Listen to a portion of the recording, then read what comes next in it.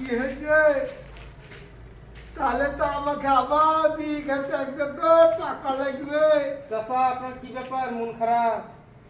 ও মামার বাড়ি থেকে ফোন এসেছিল, দাদু মারা গেছে। আপনি এত মিথ্যা কথা বলে গেলে, সেদিন বললেন দাদু মারা গেছে, তারপর দিন বললেন দিদিমা মারা গেছে।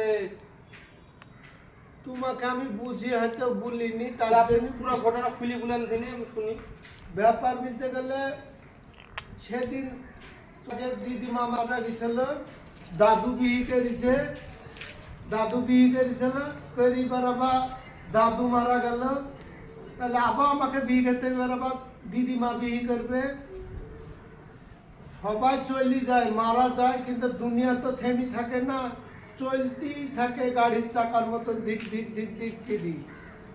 দাদু যখন মারা যায় দিদিমা বিয়ে করে, আর দিদিমা যখন হয়ে যায় দাদু বিয়ে করে।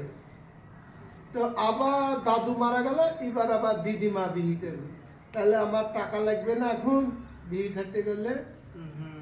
বুঝতে পেরেছ? আমি বাড়ির লেগে আনছি। এখন ফোন এসেছিল মামার বাড়ি থেকে, বুঝতে পারলাম। হ্যাঁ, বুঝতে পেরেছি। আমি কি করব, আমি আর চিন্তা করছি।